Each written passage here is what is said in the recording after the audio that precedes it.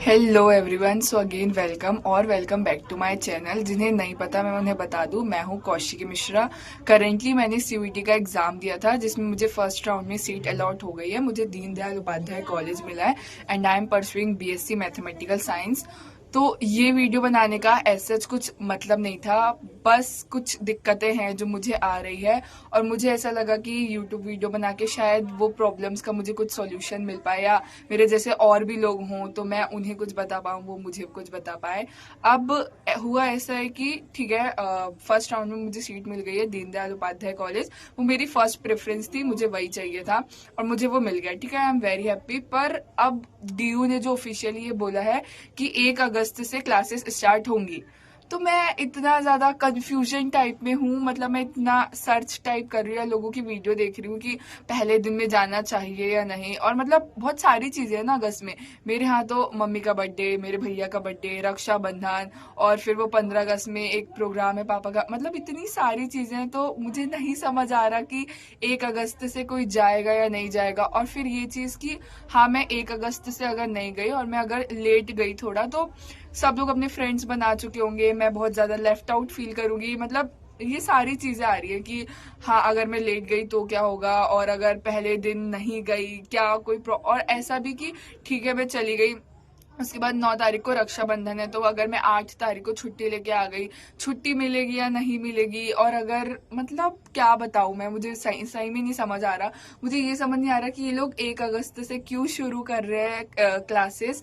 मतलब ठीक है, लेट नहीं होना चाहिए, पर सेकेंड राउंड का रिजल्ट 28 जुलाई को आएगा, तो फिर वो लोग कैसे आएंगे। और ठीक है, ये सारी चीजें अभी दीनदयाल उपाध्याय में शायद डीयू के सारे कॉलेजेस में हॉस्टल के जो फॉर्म है वो स्टार्ट हो गए। ठीक है, अब मैं कल शाम से वो फॉर्म भर रही हूँ, पर उसमें इतनी सारी चीजें मांगा है, एफिडेविट और पता नहीं क्या क्या। और मुझे ये समझ नहीं आ रहा कि ठीक है, कुछ चीजें हाँ ठीक है, जो भी उन्हें इन्फॉर्मेशन मांगा है वो सारी वैलिड है, सारी चीजें सही है।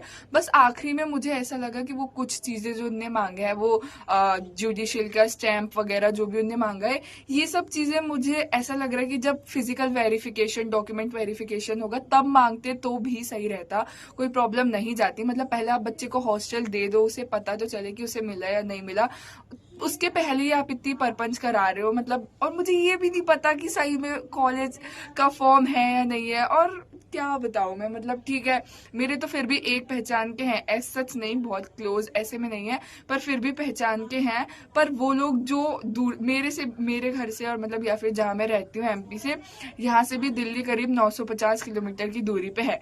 कुछ लोग ऐसे हैं जिनके यहाँ से 1000 की दूरी पे या और ज्यादा, कुछ बहुत दूर दूर के होंगे, उनको हॉस्टल नहीं मिलेगा, तो वो मतलब अपनी पैकिंग लेके कहाँ जाएंगे, कहाँ रहेंगे। और हॉस्टल की भी उसमें रिलीज जो लिस्ट आने वाली है मेरिट लिस्ट के बाद, एक लिस्ट आने वाली है 25 जुलाई को और एक लिस्ट आने वाली है 4 अगस्त को। तो पर किसी बच्चे का अगर वो ही नहीं भराएगा, वो उनने गूगल फॉर्म पूरा दिए, उसमें बहुत सारे हैं।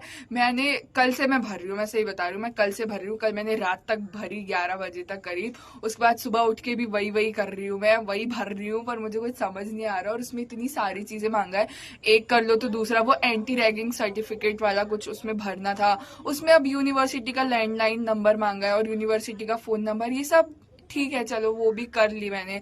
नियर बाय पुलिस स्टेशन वगैरह ठीक है, एंटी रैगिंग वाला फिर भी हो गया।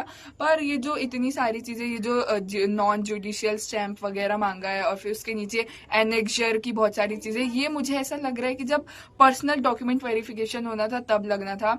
और अभी, और उसमें वो 200 फॉर्म की फीस भी मांग रहा है। तो ये वीडियो से मैं यही पूछना चाह रही हूँ कि आप में से कोई है जो हॉस्टल का भर रहा है, या जिसको ऐसी कोई प्रॉब्लम आ रही है, मतलब हॉस्टल का कोई भर रहा है और उसको इतनी सारी चीजें लग रही है, या किसी कोई ऐसा जिसका दीनदयाल उपाध्याय में हो गया और वो कॉलेज के लिए करेगा, या किसी को कोई नॉलेज है कि हाँ हॉस्टल के लिए ऐसे ऑनलाइन फॉर्म ही भरना पड़ता है और सारी चीजें ऑनलाइन देनी पड़ती हैं, या फिर फिजिकल वेरिफिकेशन में भी कुछ हो जाता है।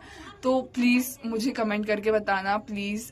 मुझे बिल्कुल नहीं पता, मुझे सही में नहीं पता, पहली बार है मेरा। मतलब होगा शायद कोई, शायद ही कोई होगा जो सीनियर ये वीडियो देख रहा होगा, तो प्लीज बता देना कि क्या होता है। और अगर आप में से भी कोई हॉस्टल का फॉर्म भर रहा है, कोई भी उसका हो, दीनदयाल उपाध्याय का जरूरी नहीं हो, सारे थोड़े बहुत तो सिमिलर रहते होंगे, तो कोई भी ऐसा फॉर्म भर रहा हो तो प्लीज मुझे बता देना कि वो जो आखिरी में एनेक्जर वगैरह है या वो जो नॉन जुडिशियल स्टैंप है उसको कैसे करे, क्योंकि मैंने अभी मेरे भैया से बात की तो उनने बोले कि हाँ वो मिल जाएगा ऐसा ऐसा। पर मुझे ऐसा लग रहा है कि ठीक है, मैंने वो भर दी, उसके बाद मैंने 200 फीस, उनने अकाउंट नंबर कुछ दिया है, मैंने वो भी कर दी, और उसके बाद अगर ये जो भी लिंक थी ये ऐसे गलत निकली या मतलब क्या, वो फिर उन्हें बोल दिया कि आपको वहां आके करना पड़ेगा या ऐसा कुछ हो गया तो क्या मतलब। और ये चीज कि मैं अकेली ही ऐसा हॉस्टल का फॉर्म भर रही हूँ या और भी कोई है जो हॉस्टल का फॉर्म भर चुका है या कोई और भी भर रहा है, तो ये सब चीजें मुझे जानना है। आपकी भी कुछ क्वेरीज हो तो आप कमेंट कर देना, और इस चीज से रिलेटेड आपको थोड़ा भी पता हो या आपको कोई यूट्यूब चैनल पता हो जो कि सीनियर है और वो ऐसी सारी चीजों के बारे में उन्होंने बनाया है या कुछ वीडियो में बनाया है या कुछ बता रखा है, तो आप मुझे कमेंट में लिंक दे देना, वो यूट्यूब चैनल का नाम बता देना, मैं जाके देख लूंगी। And it's a request please. Thanks for watching this video, bye bye.